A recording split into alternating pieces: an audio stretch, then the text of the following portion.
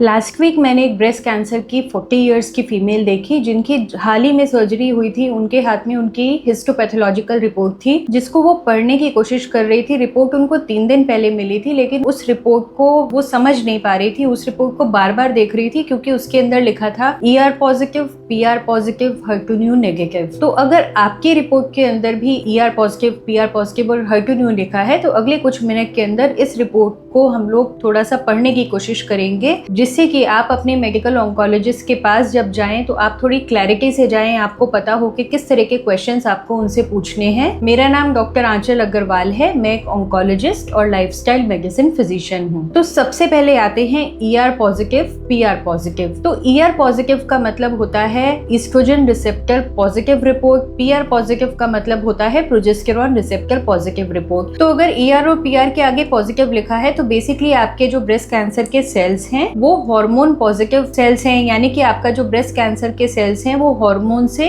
उनकी ग्रोथ होती है। तो इसका बेसिकली सिंपल सा इंटरप्रिटेशन होता है कि अगर ER PR पॉजिटिव आपके रिपोर्ट के अंदर आता है तो उन हार्मोन्स को ब्लॉक करने के लिए हमारे पास बहुत ही इफेक्टिव एंडोक्राइन थेरेपी होती है, जिसके द्वारा हम उन रिसेप्टर्स को अगर ब्लॉक करते हैं तो आपके ब्रेस्ट कैंसर को हम लोग कंट्रोल कर पाते हैं। तो ये जो एंडोक्राइन थेरेपी होती है ये आपको टैबलेट या इंजेक्शन की फॉर्म में दी जाती है। अब ER PR पॉजिटिव ट्यूमर्स के अंदर जो रिकरेंस का रिस्क होता है वो कई सालों के बाद भी आपको कैंसर रिकर कर सकता है। तो इसीलिए उस एंडोक्राइन थेरेपी को हम लोग 5 साल, 7 साल, 10 साल और कई बार उससे भी थोड़ा ज्यादा समय के लिए आपको देते हैं। तो ER PR पॉजिटिव रिपोर्ट का मतलब है कि आपको आपके डॉक्टर एक एंडोक्राइन थेरेपी देंगे जो कि आपके ब्रेस्ट कैंसर के अंदर वर्क करता है। अब आते हैं दूसरी चीज जो कि आपकी रिपोर्ट के अंदर लिखा है HER2 नेगेटिव। तो HER2 बेसिकली एक ऐसा प्रोटीन होता है जो कि आपकी कैंसर की सेल्स के ऊपर अगर पाया जाता है तो वो हमको बताता है कि आपके कैंसर सेल्स के ऊपर एक और हमको ऐसा टारगेट मिला है जिसको टारगेट करते हुए हम आपको एक टारगेटेड थेरेपी दे सकते हैं। अब पुराने जमाने में HER2 अगर पॉजिटिव आता था तो उसको एक बुरी रिपोर्ट माना जाता था क्योंकि उस समय पर हमारे पास वो टारगेटेड थेरेपी अवेलेबल नहीं थी, जिसके कारण पेशेंट्स के जो रिजल्ट्स थे वो थोड़े पुअर होते थे। लेकिन आजकल बहुत ही इफेक्टिव हमारे पास टारगेटेड थेरेपीज हैं जो कि आपकी अगर HER2 पॉजिटिव रिपोर्ट आती है और हम आपको देते हैं तो वो टारगेट ब्लॉक हो जाता है। अब आपकी रिपोर्ट के अंदर अगर HER2 नेगेटिव है तो इसका मतलब सिर्फ ये है कि आपके लिए वो जो टारगेटेड थेरेपी है वो वर्क नहीं करेगी क्योंकि आपके अंदर उस रिसेप्टर की पॉजिटिविटी पाई ही नहीं गई है। अब आते हैं उस आपकी रिपोर्ट के अंदर Ki-67 के ऊपर। Ki-67 बेसिकली उसके आगे एक नंबर लिखा होता है विद अ परसेंटेज। तो वो हमको बताता है कि आपके जो ब्रेस्ट कैंसर के सेल्स हैं उसके अंदर मल्टीप्लिकेशन पोटेंशियल कितना है। अगर वो नंबर 20 या 30 के लगभग होता है, उससे नीचे होता है तो उसका मतलब है आपके कैंसर सेल्स की जो मल्टीप्लिकेशन पोटेंशियल है वो थोड़ा कम है। और अगर ये 30 के ऊपर होता है तो वो रफली हमको बताता है कि कैंसर सेल्स थोड़ा जल्दी मल्टीप्लाई करते हैं। अब यहाँ पर बात आती है कि Ki-67 के बेसिस पर सिर्फ अलोन आपके जो ऑन्कोलॉजिस्ट हैं वो ये डिसाइड नहीं करते हैं कि आपको कीमोथेरेपी लगनी है या नहीं लगनी है। बहुत सारे और फैक्टर्स होते हैं जिनके बेसिस पर हम डिसाइड करते हैं कि आपको कीमोथेरेपी दी जाएगी या नहीं दी जाएगी। तो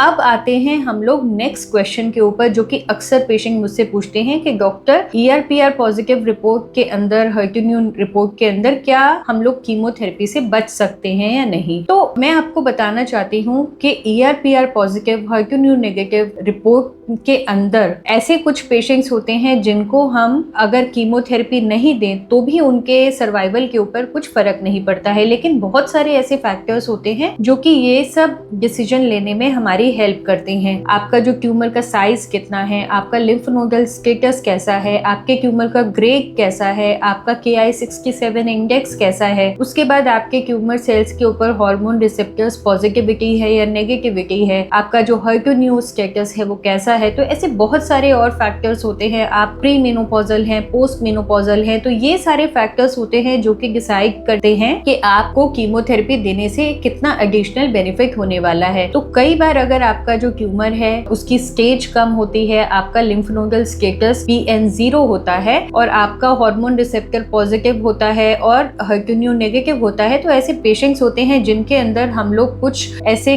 टेस्ट भेजते हैं जिनको जीनोमिक प्रोफाइल कहते हैं, जिनके अंदर हम आपका जो रिकरेंस रिस्क स्कोर है उसको हम लोग असेस करते हैं in order to know whether you will get any benefit by giving chemotherapy or not। तो ऐसे कुछ टेस्ट होते हैं जिनको हम लोग ऑन्कोटाइप TX, मैमा प्रिंट या डिजी स्टेन या बहुत सारे और ऐसे टेस्ट अवेलेबल हैं जिनके द्वारा हम ये जान सकते हैं कि आपका जो रिकरेंस स्कोर है वो कितना है। इस रिकरेंस स्कोर के बाद भी ऐसे पेशेंट्स होते हैं जिनको हम लोग उनके मेनोपॉजल स्टेटस के बेसिस पर डिसाइड करते हैं कि whether they will be getting any benefit by giving chemotherapy और नॉट। तो कीमोथेरेपी देना है या नहीं देना है ये एक कॉम्प्लेक्स डिसीजन होता है जिसको बहुत सारे ऐसे फैक्टर्स होते हैं जो कि इस डिसीजन मेकिंग में हमारी हेल्प करते हैं। तो it is not that simple. तो ब्रीफली जो हमने इस रिपोर्ट के अंदर देखा है, अगर ERPR पॉजिटिव है तो उसका मतलब है कि आपको एक एंडोक्राइन थेरेपी दी जाएगी जो कि लगभग 7 से 10 सालों के लिए आपके डॉक्टर आपको रिकमेंड करेंगे depending on your menopausal status. HER2/neu negative report का मतलब है आपके लिए टारगेटेड थेरेपी वर्क नहीं करेगी। Ki-67 की हाई वैल्यू के बेसिस पर नहीं डिसाइड होता है कि आपको कीमोथेरेपी दी जाएगी या नहीं। और उसके बाद अगर आप हार्मोन पॉजिटिव और HER2/neu रिसेप्टर नेगेटिव हैं तो आप अपने मेडिकल ऑन्कोलॉजिस्ट से जरूर पूछें कि क्या आप इस जीनोमिक टेस्ट के लिए एलिजिबल हैं या नहीं है, क्या आप उन पेशेंट्स में से हैं जिनके अंदर कीमोथेरेपी से बचा जा सकता है। तो आई होप कि जब भी आप अभी नेक्स्ट अपनी विजिट के ऊपर जाएंगे तो इस सारी इन्फॉर्मेशन से आपको थोड़ी क्लैरिटी मिलेगी, क्योंकि पैनिक के अंदर जो लिया गया डिसीजन होता है या कंफ्यूजन के अंदर जो लिया गया डिसीजन होता है कई बार वो आपकी डिसीजन मेकिंग करेक्ट नहीं कराता है। तो अब बहुत सारे लोगों का डाउट स्टेज को लेकर भी होता है, तो आप इस वीडियो को सेव करें और ऐसे लोगों से शेयर करें जिनके लिए ये इन्फॉर्मेशन यूजफुल हो सकती है। अगर आप चाहते हैं कि आपकी रिपोर्ट भी हम आपके साथ बैठकर डीकोड करें या उसको आपको आपके साथ समझें तो आप डिस्क्रिप्शन बॉक्स में दिए गए लिंक के ऊपर क्लिक करके हमारी अपॉइंटमेंट बुक कर सकते हैं। अब बहुत सारे लोगों को स्टेज के बारे में भी क्लैरिटी नहीं होती है, बेसिकली कैंसर की स्टेज क्या होती है। तो अगली वीडियो में मैं आपको कैंसर की स्टेज के बारे में बताऊंगी, तो आप हमारे चैनल को सब्सक्राइब करना ना भूलें।